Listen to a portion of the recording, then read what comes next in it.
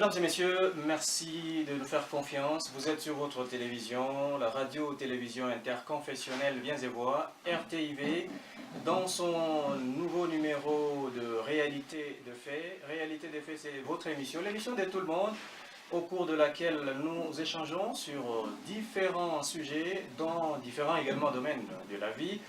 Pour aujourd'hui, Réalité des Faits reçoit pour vous un monsieur que vous allez découvrir ensemble avec nous sur ce plateau, avec qui bien sûr nous allons parler de quelque chose de très important dans la vie sociale. D'abord, d'entrée de jeu, on doit le recevoir. Bonjour, bon après-midi, monsieur. Bonjour, monsieur Roger. Monsieur Augustin, qui êtes-vous finalement? Parce que tous les téléspectateurs qui vous suivent en ce moment, peut-être il y en a qui vous connaissent, et que peut-être moi je ne vous connais pas, je vous connais seulement par Augustin, mais je ne connais pas qui est effectivement Augustin. Je réponds au nom d'Augustin, Augustin Ngué Okwe. Je suis actuellement chef de travaux à l'université de Lubumbashi.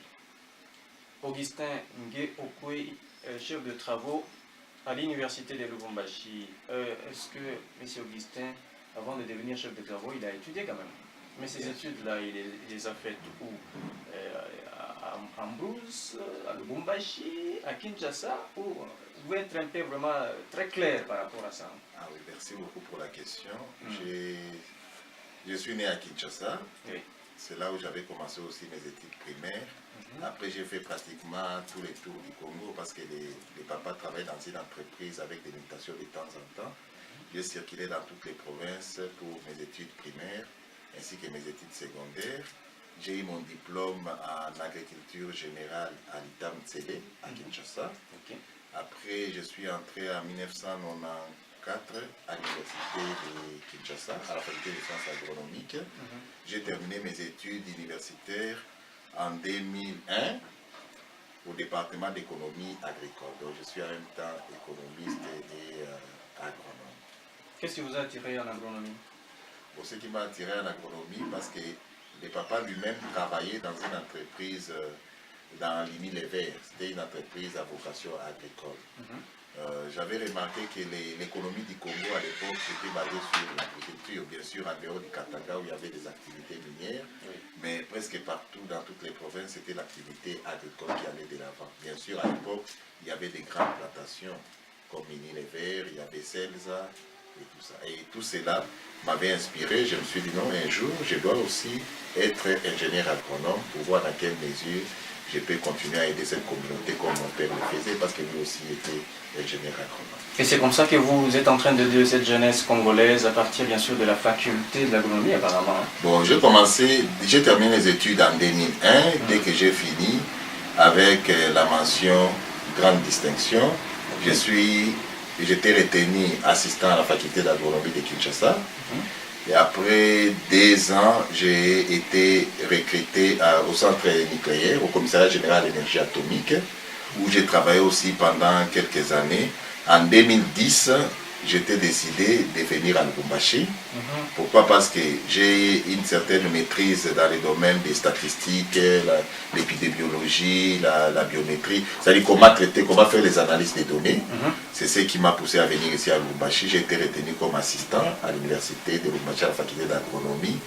En 2012, j'ai fait mon master. J'ai terminé avec la mention grande distinction. J'aimerais préciser que j'étais lauréat dans cette promotion-là, avec la mention grande distinction.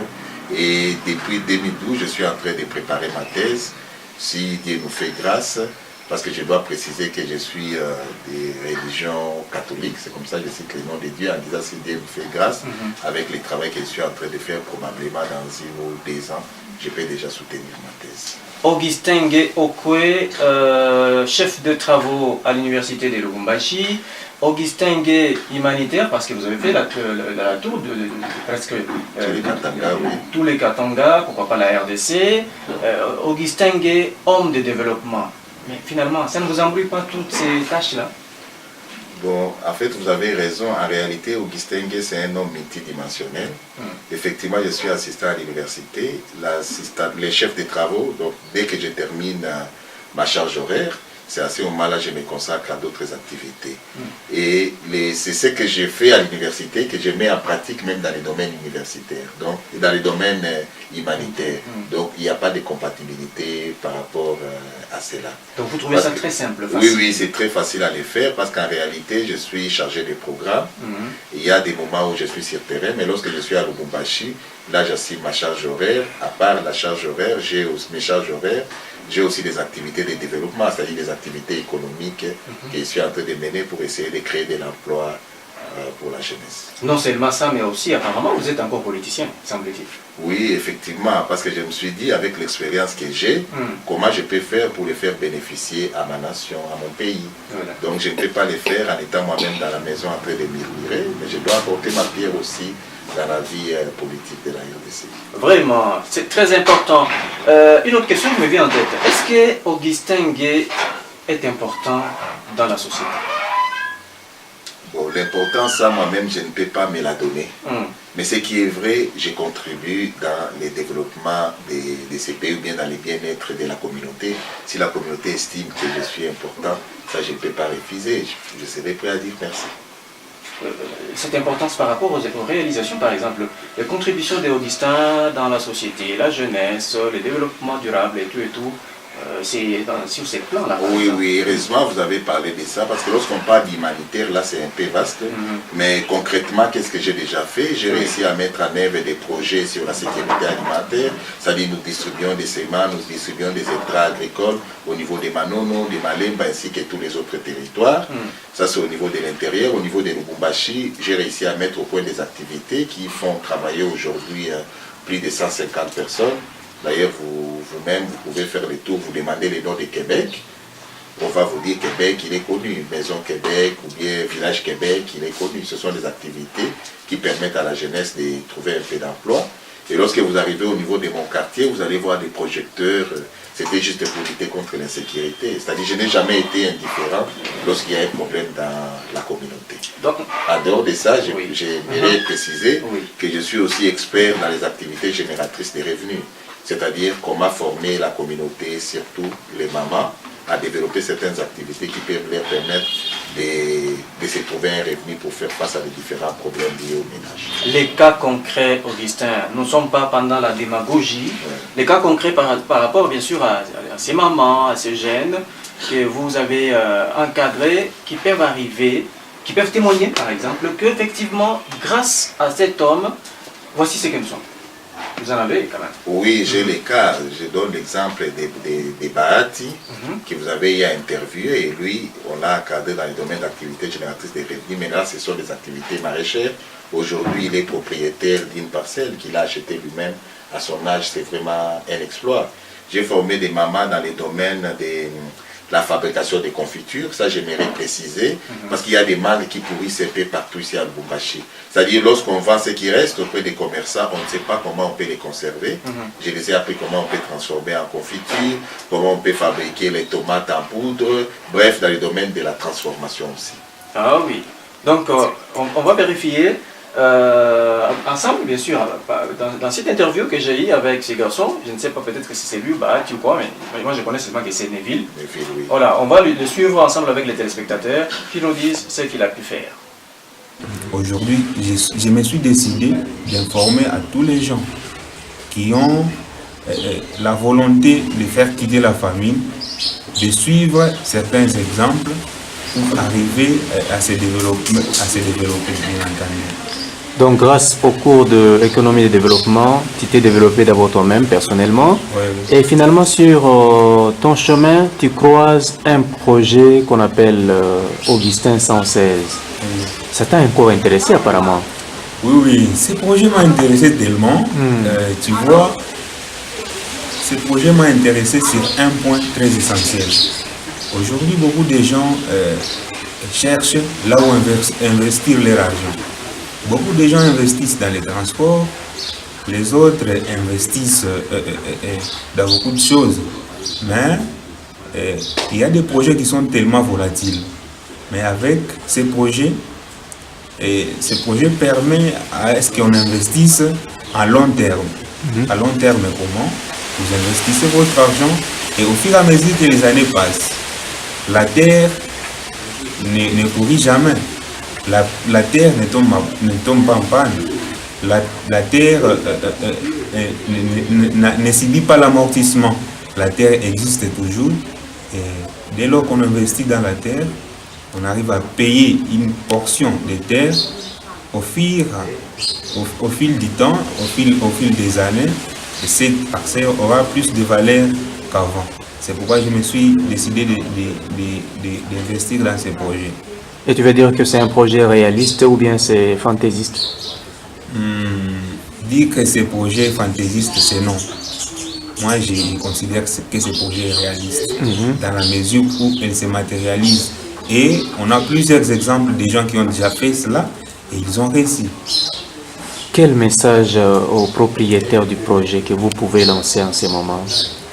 Les propriétaires du projet, je peux les dire grandement merci. Et encore merci pour cela, parce que dans ce pays, nous avons beaucoup de gens, mais il y a certaines personnes qu'il faut se féliciter. Il faut féliciter pour leur projet, dans la mesure où ils arrivent à dire et réaliser ce qu'ils ont dit. Et dès lors que quelqu'un réalise ce qu'il a dit, c'est important et c'est intéressant de le soutenir. Un message à tout le monde qui vous suit en ce moment par rapport à tout ce que vous avez rencontré, et en commençant par le développement et puis le projet Augustin 116. Oui, le projet Augustin 116 est un bon projet. Les messages que je peux lancer à tous les jeunes Congolais et Congolaises, et en particulier les jeunes du choix, et de se mettre au travail et d'appuyer les gens qui sont là pour concrétiser leurs rêves. Soutenir les gens qui sont là pour voir l'avenir. Et bien entendu, les temps c'est de l'argent comme dit-elle, et en plus il n'y a pas de sous-métier. Venez, vous allez voir les exploits et n'entendez pas seulement la présence de l'autorité étatique. Comme vous le savez, nous sommes un pays du tiers-monde, ce n'est pas caché. Mais nous devons avoir des visions pour changer notre propre chef, en vue de changer aussi l'État. Le professeur qui vous a encadré, vous a transformé. Quel souvenir vous gardez de lui? Le souvenir que je garde de lui est que c'est un bon homme. De ce point-là, je ne le considère plus tellement comme un professeur pour moi, mais au-delà du professeur, je manque un mot à l'appeler. Si c'est un père, si c'est quelqu'un qui m'a sorti de la vision idéaliste à une vision réaliste, je n'en sais rien. Mais je lui dirai grand merci. Voilà, mesdames et messieurs, vous venez de suivre les déclarations de Neville. Dans son parler, il dit c'est un projet, apparemment il y a un projet qui s'intitule encore Augustin. C'est grâce à ces projets que le garçon, après avoir suivi un cours d'un professeur, et qu'il est parvenu à devenir plus attiré par vous. Augustin, est-ce que ce n'est pas par exemple par des gris-gris que vous l'avez attiré? Non, le garçon a suivi les cours. Il est maintenant en deuxième licence en relations internationales. Il a suivi les cours d'économie et de développement. Voilà. D'un célèbre professeur, le professeur Nabéré, si je peux citer son nom. Maintenant, les cours là parlent de comment on peut arriver à développer des petites activités génératrices de revenus. Donc c'est une coïncidence aussi, parce que c'est ce que moi aussi j'apprends aux étudiants. Et à partir de là, l'étudiant a essayé de mettre ça en pratique. Il a réussi à faire quand même certaines récoltes. On lui a appris comment il peut vendre, comment il peut économiser, comment il peut faire l'épargne. Et là, une bonne coïncidence, il y a aussi des projets Augustin 116. C'est un projet qui consiste à aider la communauté à se trouver des parcelles à un coût moindre, et puis à une échéance d'une année. C'est-à-dire qu'ils payent progressivement un petit montant jusqu'à ce qu'ils vont terminer la note. Dès que l'étudiant il a été intéressé par les projets, il nous a sollicité, on ne pouvait pas lui refuser cette opportunité-là. Est-ce qu'Augustin 116 est-il satisfait de l'impact, bien sûr, de ses réalisations sur le terrain? Bon, j'aimerais dire, à ce qui me concerne, je suis satisfait, mais ça reste maintenant à la communauté bénéficiaire de de se prononcer par rapport à cette satisfaction. Très important. Réalité des faits, c'est dans cette tranche que nous parlons. Nous recevons pour vous Augustin Ngué Okwe. Augustin Ngué, je disais, quel rapport y a-t-il entre les politiciens que vous êtes, l'humanitaire que vous êtes, l'homme de développement et le développement durable lui-même? Merci beaucoup. J'aimerais d'abord parler du développement durable pour faire un peu ces liens-là. Parce que lorsqu'on parle de développement durable, on parle d'un développement qui est à la fois économique, qui est à la fois social et qui tient compte de l'environnement. Voilà. On ne peut pas aujourd'hui réussir le développement durable s'il n'y a pas de loi dans les pays dont la politique qui intervient pour voir dans quelle mesure nous pouvons réussir ce développement durable. Et puis, lorsqu'on fait l'humanitaire, en quelque sorte, on cherche à améliorer aussi le social. Donc, ça nous contribue, ce ne sont que des piliers de ce développement durable comme concept. Ah, ok. Dans l'humanitaire, distingué dans les grands Katanga, autrefois, vous avez côtoyé les Tois et les Bantous. Oui. Mais qu'est-ce que vous avez pris là? Quel courage vous avez pris pour aller rencontrer ce gens-là? C'était par rapport à quel intérêt? Bon, ce que je dois vous dire est que le travail humanitaire, j'avais dit ça une autre fois, c'est un travail de sacrifice et vous prenez au juste les risques. Ça signifie vous vous oubliez vous-même. En fait, je me suis dit comment nous pouvons être indifférents alors qu'il y a des communautés qui sont en train de s'entretuer. Donc il y a entre autres les Tois, qu'on appelle en français pygmées. Il y a aussi les Bantous. Dans les Bantous, il y avait les Luba, les Emba et toutes les autres communautés. Alors on m'a proposé au niveau des services qui pouvaient être volontaires pour y aller, pour intervenir dans la résolution des conflits. Je me suis dit, je suis aussi expert dans les domaines des résolutions des conflits intercommunautaires. Donc je ne pouvais pas hésiter. Non, je suis volontaire et je suis allé. Et avec mes différentes techniques de résolution des conflits, la communauté Toa m'a facilement accepté alors que personne ne s'y rentrait là-bas. Personne ne pouvait y arriver. La communauté Toa a accepté, la communauté aussi Bantou elle a accepté. C'est comme ça que j'ai réussi à être à la paix. Donc si on jugeait bon de vous octroyer le prix Nobel de la paix par rapport à la résolution des conflits, je pense que vous serez les plus heureux. Bon, en fait, ce qui est vrai est que ce prix Nobel-là, même s'il n'est pas formel, mais je pense que si vous allez à l'Internet, vous allez voir que la RFI s'est intéressée de mes actions, parce que j'ai eu à composer même des chansons. Ça, je ne vous le dis pas, je suis aussi auteur-compositeur. J'ai eu à composer des chansons relatives à la paix. Et les chansons sont en ligne à l'Internet. J'ai eu quand même à avoir quelques... Je ne parle pas vraiment des prix Nobel, mais quelques félicitations de certains médias étrangers, voire même de la communauté humanitaire. Aujourd'hui, mes chansons résonnent un peu partout sur la paix. Oui. Vraiment. Je pense qu'on va y revenir avec force détail dans nos prochains numéros, parler de l'humanitaire, de vos actions humanitaires, parler également de santé alimentaire, donc on va aborder presque toutes les questions dans le tout prochain numéro de Réalité des faits. Mais en conclusion, qu'est-ce qu'Augustin Ngué dit à tous ces téléspectateurs qui le suivent? Non, ce que je vais leur dire, nous nous approchons à un moment vraiment déterminant de la vie politique de notre pays. Ils doivent être très vigilants. Ils doivent savoir quel est le profil des personnes qui peuvent défendre leurs intérêts. Il ne faut pas qu'ils soient accrochés au polo, il ne faut pas qu'ils soient accrochés peut-être aux 1000 francs qu'on va leur donner. Il faut qu'ils suivent réellement les discours de chaque candidat. En réalité, notre pays doit évoluer. Si vous allez en France, il y a élection bien dans les pays développés, même au Brésil actuellement, tu ne verras pas les gens en train de distribuer de l'argent ou bien de distribuer des polos. Nous devons évoluer. Les intellectuels aussi doivent s'impliquer pour voir dans quelle mesure ils peuvent sensibiliser cette communauté à ne pas se fier à des choses beaucoup plus éphémères et élémentaires. C'est un moment très complexe par rapport au conflit. Vous êtes spécialiste, expert en résolution de conflits. Qu'est-ce que vous dites?